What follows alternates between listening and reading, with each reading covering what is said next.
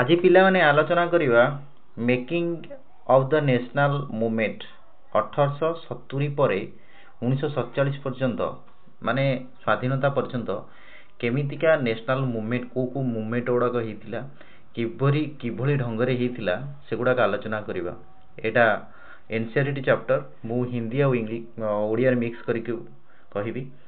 ଦେଖିବ ଏଗୁଡ଼ାକ ପ୍ରଥମେ ଯେତେବେଳେ ନ୍ୟାସନାଲ ମୁଭମେଣ୍ଟ ଆରମ୍ଭ ହେଲା ତୁମେ ମାନେ ଜାଣିଥିବ यार 1857 मसीहा ठारू भारत वर्षर जो थिला रिभोल्ट होता 1857 सिपाही विद्रोह है तुम जानी जे जाको आम फास्ट इंडियन स्ट्रगल्स कहता जो सोल्जर्स माने बेसी स्ट्रगल करते नेशनल इंडिपेंडेंस की कहुए fast independence of the India and या भितर बहुत गुड़ाए चेंजेस गुड़ाक देखाई एडमिनिस्ट्रेटिव चेंज गुड़ाक देखी से माने तापर लेगिस्लेचर किसी माने बदल देते इंडिया तार स्ट्रक्चर टाक बदल एवं विभिन्न प्रकार जो इंडिया जो थिला बंचार शैलीटा थिला इंडियंस मानकर से भी चेंज होता जीवन धारा से माने भी बुझी पारथिले जे इंडियन जो माने शासन करने को आसछन्ती ब्रिटिशर्स माने से माने एक्चुअली के आमको आम देश रे से माने शासन करने को आसछन्ती किंतु 1857 जो आरंभ होला सोल्जर्स माने स्ट्राइक माने माने आरंभ कले जो रिवोल्ट आरंभ करथिले जोटा कि आमे कहि थाउ 1857 रे जो सोल्जरटा स्ट्राइक बोली आमे जो स्ट्रगलटा बोली आरंभ करथिले फास्ट इंडियन स्ट्रगल्स सेटा एक्चुअली बेस थिला होची सोल्जर्स मानक भितरे सीमित थिला किंतु लोक माने जान नथिले काहे स्ट्रगल्स होईछि किंतु ता पर ठारू लोक माने जेतले एजुकेटेड होबा टिके आरंभ कले इंडियंस लोक माने इंडियंस माने से माने जानि परले जे कोन प्रॉब्लम अछि से माने इंग्लिश लोक माने आमको केमिति भाबरे ब्रिटिशर्स माने आसी कि इंडिया को केमिति शोषण करछन्ती एटा 19th सेंचुरी पर बहुत गुड़ाए एजुकेशनल चेंज गुड़ाक आसला ये बर्तमान देखु तो एजुकेशनल चेंज गुड़ाक आसीथिला यही चैप्टर आलोचना हम बहुत गुड़ाए पिजेंट्स मान स्ट्रगल्स मान जो ट्राइबल्स मान भितर ये एडमिनिस्ट्रेटिव चेंज है जो चेंजेस आसला जीवन शैली भितर यही भितर ये गुड़ाक आम देखा मिल चैप्टर रे तो बर्तमान चलो देखा आमे कौन कौन सब होईची जो नेशनलिज्म केमिति बाहला इमर्ज हैला एई थरु आरंभ करबा। नेशनलिज्म कहले आमे जातीयतावाद को बुझो। जातीयतावाद कौन जातीयतावाद काहाकू कहा जाए जातीयतावाद आमे आलोचना करिया पूर्व आमे प्रथमे देखिबा जातीयतावाद कौन एई जो जातीयतावाद शब्दटा को आमे कहिथाउ साधारणतः इंग्लिश लोक माने तुम जानी इंग्लिश लोक माने आम देश को आसी केवल लुटपाट करने बहुत जिनस गुड़ा भी प्रॉब्लम करते भी एडमिनिस्ट्रेटिव चेंज भी करते ता भितर बहुत गुड़ाए लोक बुझीपारे जे इंडिया जो माने शासन करुछंती जो ब्रिटिशर्स माने सेमानकर एक्चुअली से बाहर आसछंती बोली से कथाटा प्रत्येक इंडियन माने बुझीपाइले आउ इंडिया रो अर्थ कौन सेटा को ग्रेजुअली आस्ते आस्ते आस्ते आस्ते बुझिले ग्रेजुअली अर्थ कौन धीरे धीरे से माने बुझिले इंडिया हूँ इंडियंस लोक मानक पई कि बोली इंडियन पीपुल लोक मानक पई हेली से इंडियंस लोक माने आस्ते आस्ते जानिले प्रत्येक यही कथाटा को प्रत्येक लोक कास्ट क्रीड लैंग्वेज जेंडर हिसाब से समस्त बुझिले आस्ते आस्ते कंट्री रो रिसोर्स सिस्टम्सटा कौन कंट्री भितर कौन कौन सब अच्छी तार से माने खोजा चाहिए आम पाखर आमर संबल कौन अच्छी आम देश में केमती संबल गुड़ा को लेकिन बाहर बिक्री करा जाउची ये ब्रिटिशर्स लोक मैंने आमको केमती कंट्रोल करुँच आम रिसोर्स उपरे रिसोर्स माने कौन आमर विभिन्न प्रकार जो खनिज ठारू आरंभ करके जो मिनराल्स गुड़ाक अच्छी ठारू आम जीवन को केमिति से कंट्रोल करुँच से कथा गुड़ाक से लोक मैंने आस्ते आस्ते इंडिया लोक मैंने बुझीपारे आ बुझीपारे गोटे कथा जे इंडिया केभेले हेई पारि नाही इंडियंस मानक पई केवल ब्रिटिश माने आमको शासन करने द्वारा से बुझिले जे इंडियन केभेले इंडियन लोक मानक भितर आउ नाही एडमिनिस्ट्रेशन ता नाही एठी बाहर लोक आसी शासन करछन्ती से कथा बुझिले से माने यही जो कन्सियसनेस सचेतनता कन्सियसनेस अर्थ हो सचेतनता ये आस्ते आस्ते धीरे धीरे बहुत पॉलिटिकल ऑर्गेनाइजेशन बा एसोसिएशन को जन्म देला 1850 मसीह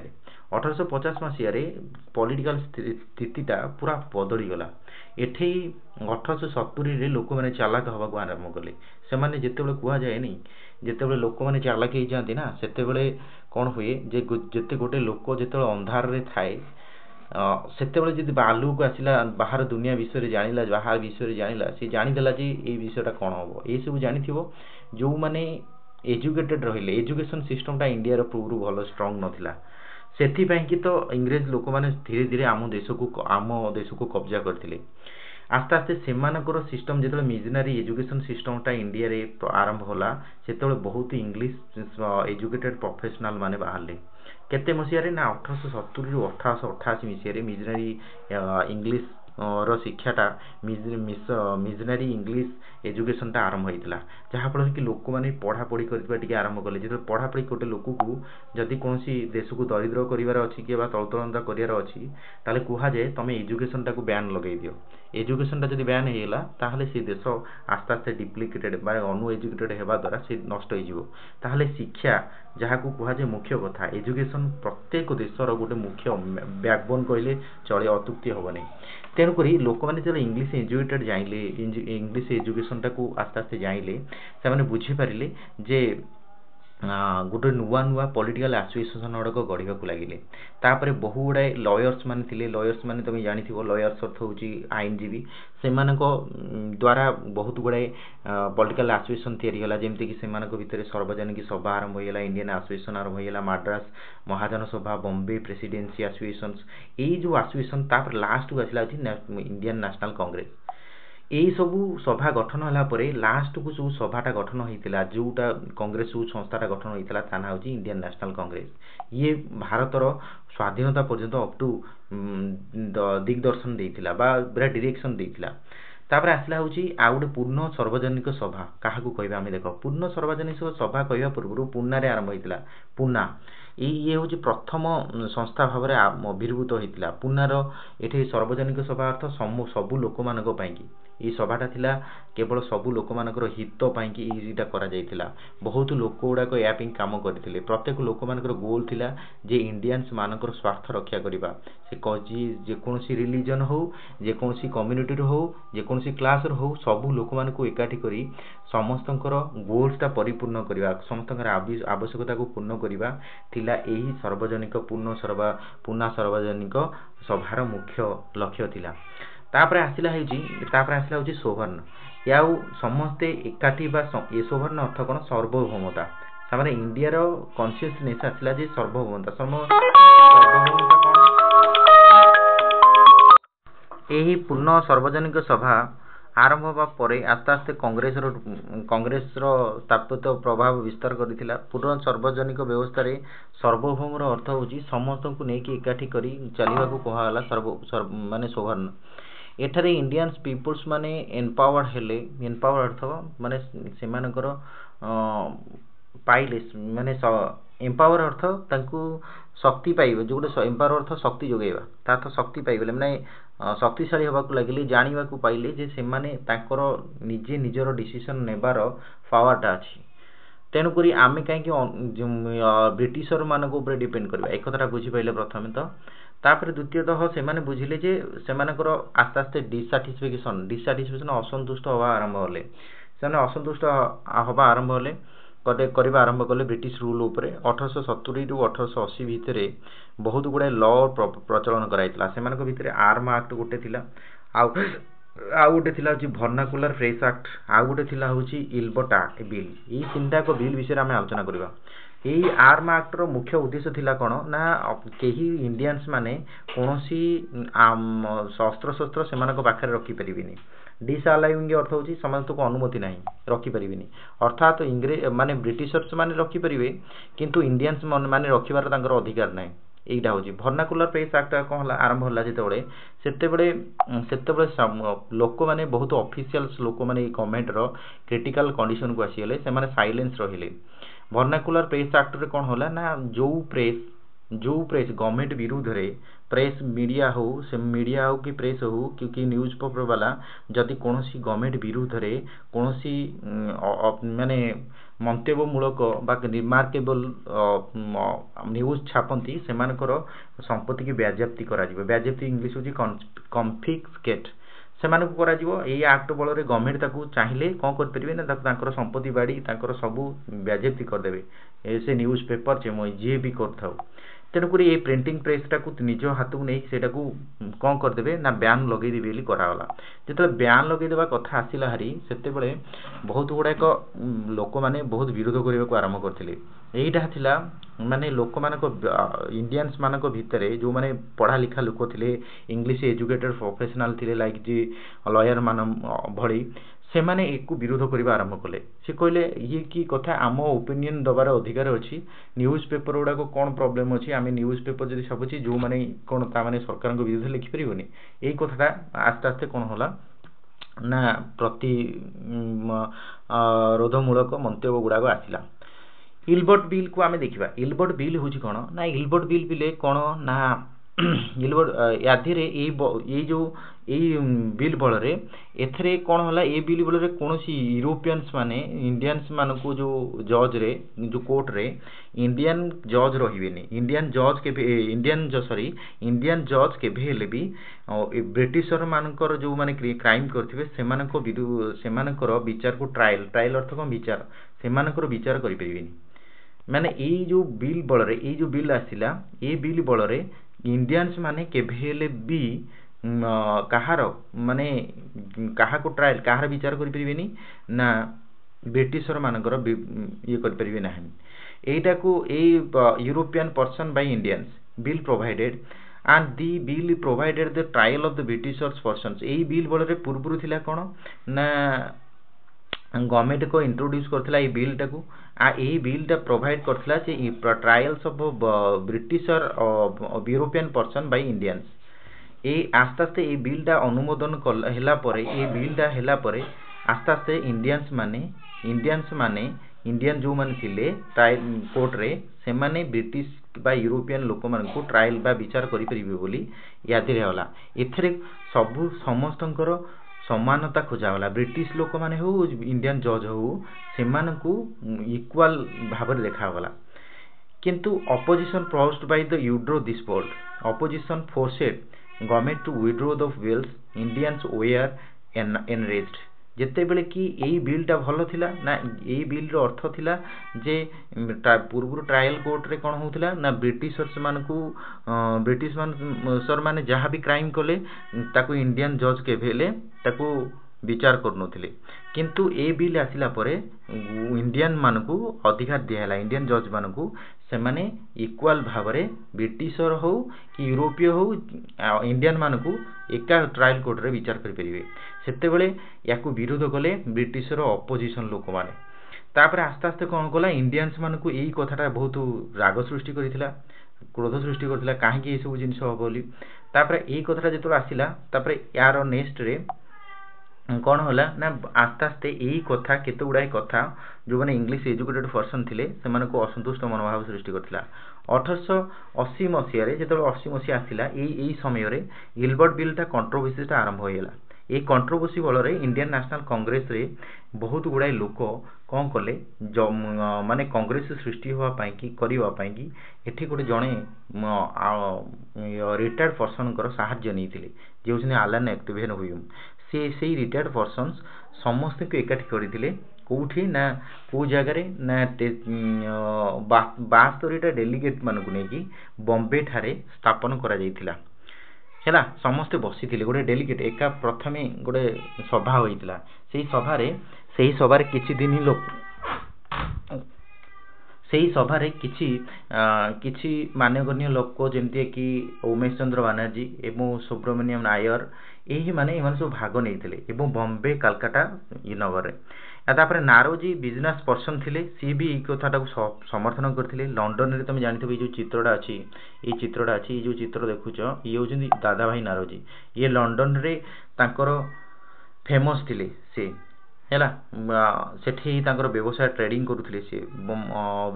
लंडन रे एवं ब्रिटिश पार्लियामेंट रे भी एक्टिव रोल थिले से गोटे सदस्य थिले के से दादा भाई नारोजी सी भी समर्थन करथिले जे नाई कांग्रेस टाकू गठन को से समर्थन करथिले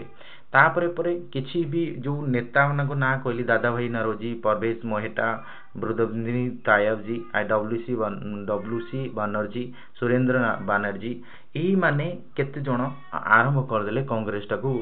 आरंभ करिवा एही मानको सकासु कांग्रेस धीरे धीरे तार सत्ता को आसिला सत्ता को आसिला पर कांग्रेस गठन हैला तापरे नेशन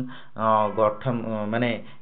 से माने केते दिन गला परे 1905 मसिया आसु आसु से माने दी भाग रे विभक्त होइले गोटे मॉडरेट हेले जो माने कांग्रेस जो माने सरकार को समर्थन कले से माने को मॉडरेट कुआ होला आ केते जन जो माने रहिले आउ जणे आउ जो माने अवशिष्ट रहिले ताको एक्सट्रीमिस्ट बोली कुआ होला ए जो माने गवर्नमेंट रो कार्यकलाप को समर्थन कलेनी से माने को एक्सट्रीमिस्ट कुआ होला जो माने समर्थन कले एवं प्रेयर लगे कि गवर्नमेंट हो विनम्रता सहित काम आदाय करिया को चाहिए सेते थिला प्रथम कोन थिला कांग्रेस रो अभिमुख्य प्रथम जेतले गठन हेतिला कांग्रेस रो मुख्य लक्ष्य थिला जे आमे लेजिस्लेटिव काउंसिल जो अछि ब्रिटिश लोक मानकर से माने को अधिकार अधिक केमिति आमे रिप्रेजेंटेटिव छाड़ीबा ताकर मुख्य थिला तापर द्वितीय रे थिला कोन द्वितीय डिमांड थिला इंडियंस लोक माने केमिति के हायर पोजीशन पाइबे होजी गवर्नमेंट रे आ जो प्रपोज थिला जे इंडियन हमर जेमति एबे सिविल सर्विस आईएएस ओएस जो सिविल सर्विस एग्जामिनेशन होउची से सही ठीक सही बड़ी ब्रिटिश लोक माने गोटे एग्जामिनेशन कंडक्ट करथिले ता ना होची सिविल सर्विस एग्जामिनेशन सेही सिविल सर्विस एग्जामिनेशन रे इंडिया रे कराइबा पई लॉबी कराकला को माने कले ना कांग्रेस कहला जे से परीक्षाटा जो होउची से परीक्षाटा इंडिया रे हबो एबो इंडियन लोक माने को बहुत भलो पोस्ट दिया जिवो एवं लेजिस्लेटिव जो काउंसिल अछि ताकू इंडियन माने को कुहा जिवो जे रहिया पे एटा ताकू लंडन रे न करे कि सिविल सर्विस एग्जामटा इंडिया रे करो एवं लंडन रे करनी भारतीय माने को चांस दियो जे भाग नबा पे हायर पोस्ट रे तेणुक यही डिमांडटा इंडियन एडमिनिस्ट्रेशन को गोटे मूवमेंट रूप नहीं गला आस्ते आस्ते लोक मैंने निजर स्वर भयसटा को बाहर कले एवं कहवा आरंभ कले गवर्नमेंट सपक्ष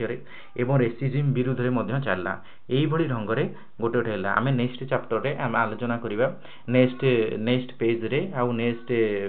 वीडियो रे मध्य आलोचना करवा जे या पर केमितिका कांग्रेस गति कला तादरे बहुत गुड़ाए लोक केमिति भाग नेले ता पूर्व आम देखीदबा केते गुड़ाए फोटो देखीदबा केते गुड़ाए जदि